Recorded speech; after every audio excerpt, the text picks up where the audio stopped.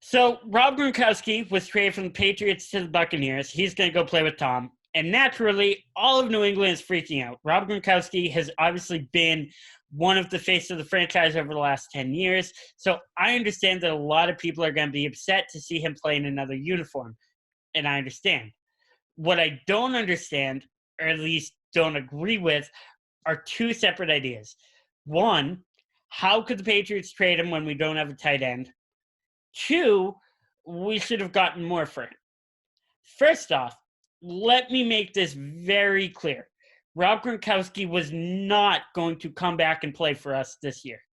He wasn't great in 2018 to begin with, and it didn't seem like he was totally committed to football going forward. He didn't want to be a part of this program, which wouldn't have worked here.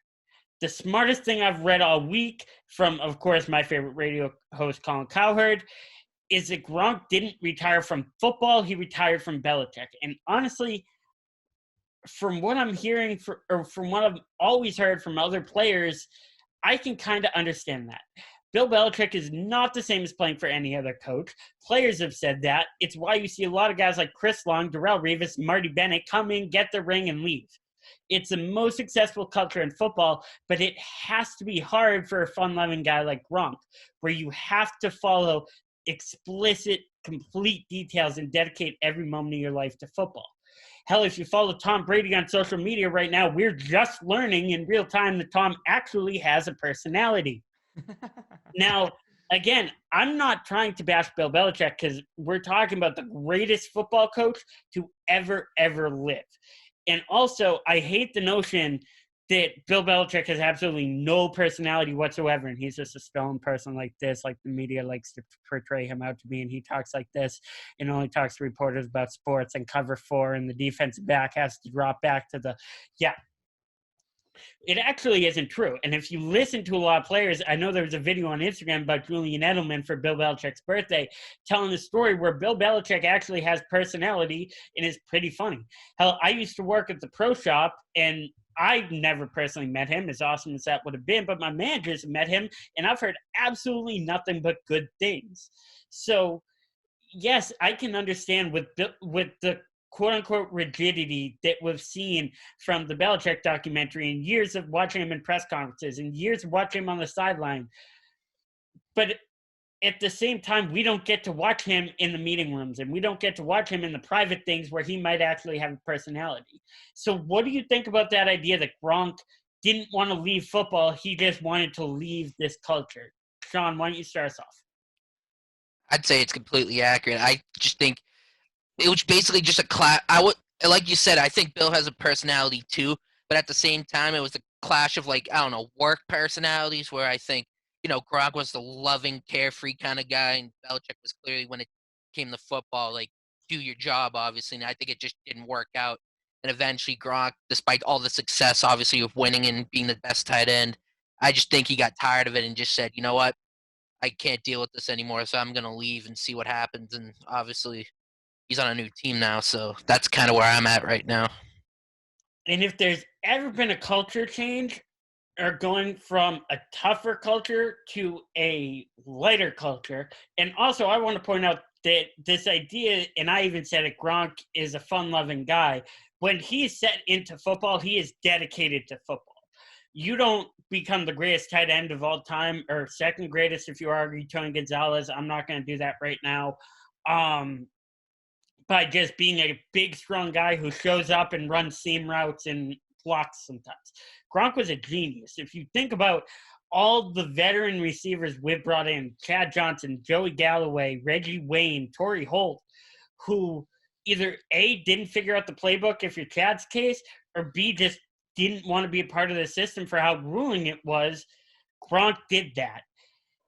Now, as I was saying, at the same time, if you're ever going from a hard culture to a soft culture, it's going from Bill Belichick to Bruce Arians.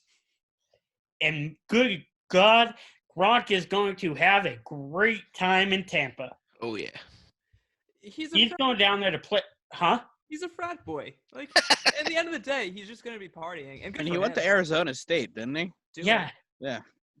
He's going to Tampa Bay. He's going to have a great time. He's going to catch touchdowns. Anyone who said, and I even just said he wasn't great in 2018, that doesn't mean he's not going to catch touchdowns. Not great by Gronk standards, was still the second, third, maybe fourth best tight end in the league in 2018 behind Kittle and Kelsey, probably third.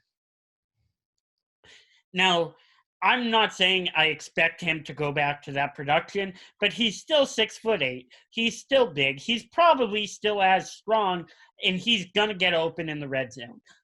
When you also have the fact that guys need to cover Mike Evans, guys need to cover Chris Godwin, and somebody has to be able to account for Ronald Jones, that's too much for teams to have to look at, and Gronk is going to score some points. Now, whether or not they win as much games as the Patriots did, I don't think it's going to happen. And I also think that has to do with Bruce Arians. Now, I think Bruce Arians is a great coach, maybe not a Hall of Fame coach, but a very, very good coach, and has worked. If you look at Bruce Arians' repertoire, he's worked with Peyton, he's worked with Roethlisberger, he's worked with Luck, now he's working with Brady. Like, that's pretty cool, but he's not Bill Belichick. And at the end of the day, there's always that argument of was it more Brady or was it more Belichick? And I think they're going to suffer without each other. Matt, how do you feel about that? Do you think Brady's going to be able to have the success and Gronkowski in it of itself is going to be able to have the success or anything closest to success they had up here? So I think you stated it perfectly. I think Brady needs Belichick and vice versa. It's not saying that Brady isn't a great quarterback, because he is. He knows what he's doing. He's been around for a long time. He's seasoned in this. And he's the greatest quarterback of all time. Exactly. Like, he's done his work. He knows what he's doing. I think Gronk getting put on this team is probably one of the best things that could have happened to him, because now there's a little bit of a sense of normalcy. You're talking about someone who's had the exact same routine every single year for his entire career. For 20 years. Yeah, that's hard to break. Yeah. So for him to go to the Bucs and have an entire new system is going to be hard. It's going to be confusing. It's not going to be super easy. Yeah. Bring Gronk into this. You have a personality that he's used to. You have a playing type that he's used to. You have a connection that he's used to. I think this is just going to make him a lot stronger going into the season.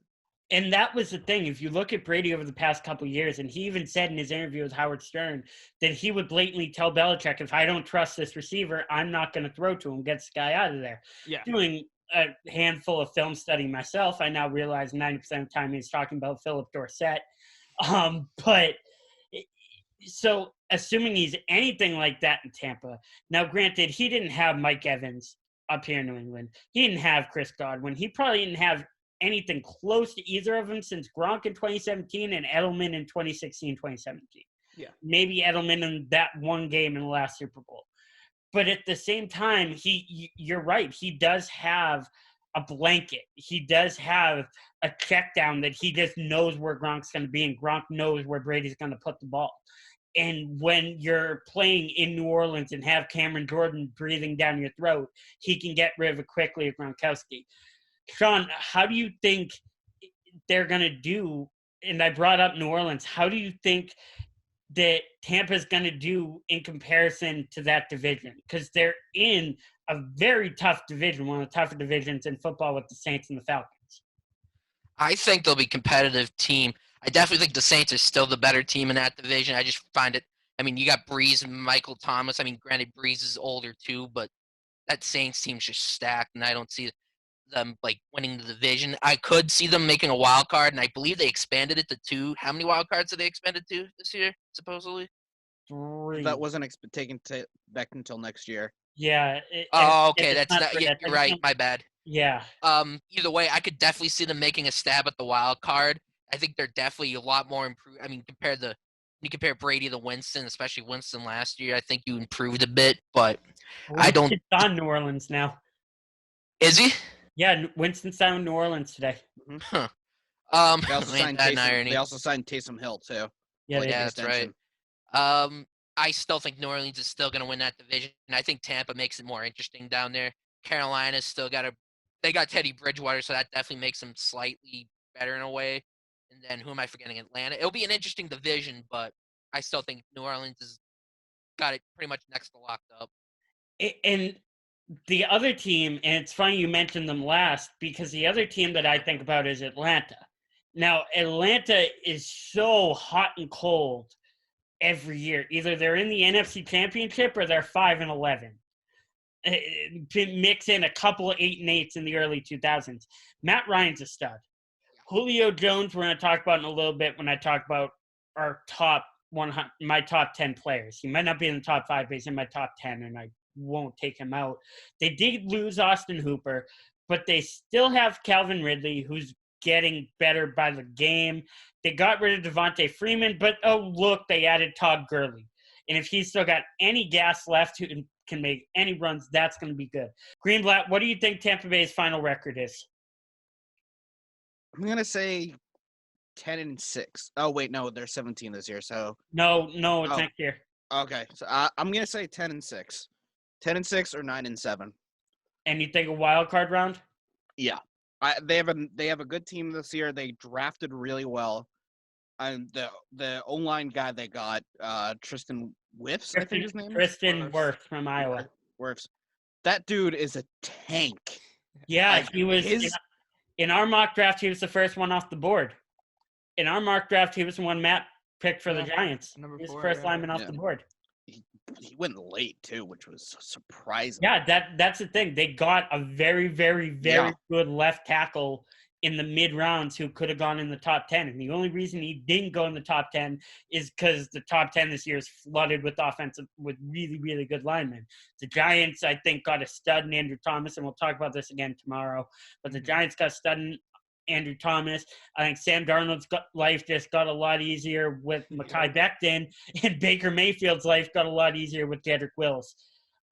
So we are going to move on to the top 100. We're going to get 3, 2, 1. We're going to take another quick break, and when we come back, we're going to look at each of our top 5s, my top 10, and break down what we could expect from the top 100 this year.